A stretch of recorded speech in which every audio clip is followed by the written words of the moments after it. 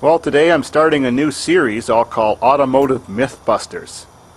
Just to teach us some things about cars and systems of cars and stuff that maybe society or rumors or commercials or Hollywood programs have made you think differently about. But what I'm telling you is the truth. Guess we'll start from the front of the vehicle, the battery. It absolutely doesn't matter that you store a battery on concrete. It doesn't discharge it or damage it or anything. Concrete's barely conductive, and the battery's made out of high-impact polyethylene plastic, which is very resistant to electricity drain, like 99.9999%, so there's no electrons being lost through the concrete. When it sits in your vehicle, it usually sits on a metal plate, and metal's almost 100% conductive. It doesn't drain the battery that way. Next is, it's not cold that kills batteries, even though it may seem like that because most batteries seem to go dead or bad in the wintertime. It's actually heat. The higher the temperatures that a battery is exposed to, or the over output of a possible malfunction from an alternator, heats up a battery. Hot weather, depending on where you live, keeps batteries hot. Well, batteries is a chemical reaction, just like in a human body or something living. The more heat that is there, the faster the reaction happens. And the chemical reaction in a battery is corrosive. It's acid-eating plates which releases electrons.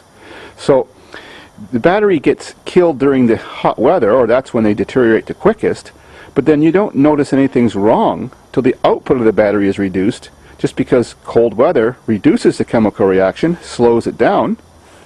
Oh yeah, we do have a bit of snow to prove that. And then you notice on the first cold nights or cold mornings that your car is cranking slowly, or your battery may be bad. It wasn't killed by the cold. Actually, keeping them stored in a cool place makes them last longer. The colder the better, unless they freeze.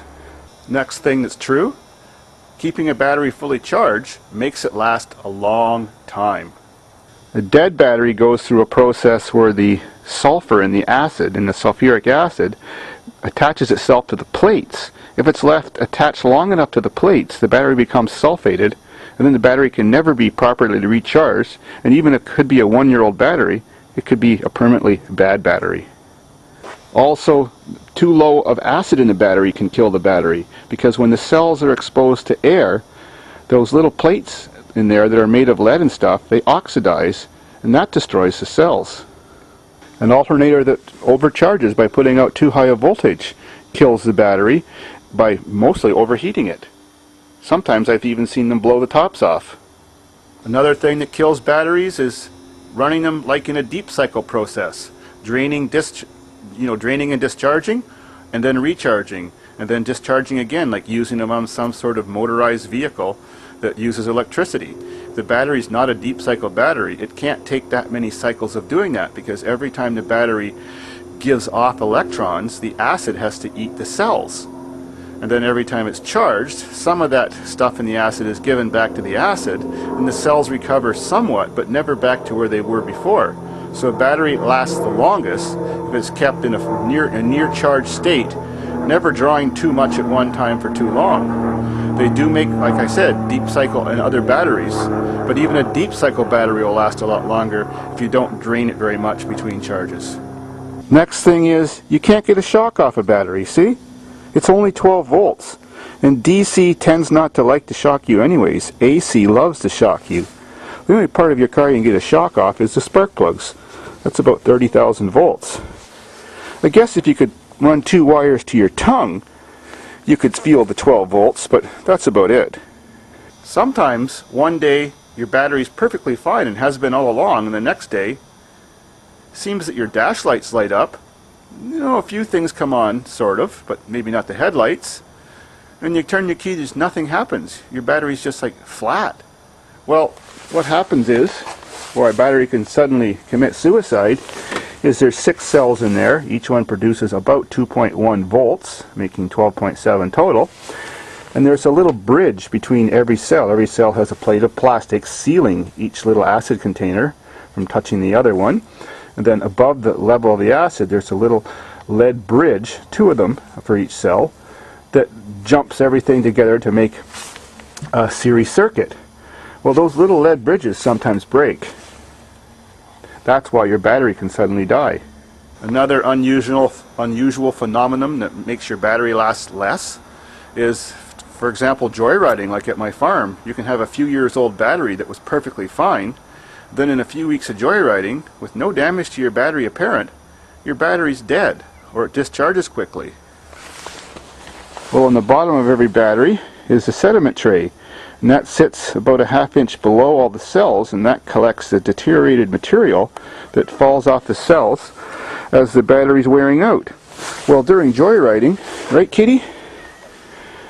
Those particles of conductive material bounce around and get in between the cells and the insulators and cause it to drain the battery. So, joyriding can kill a good battery even if you don't damage it. Or extreme off-road conditions like bouncing around. Aww.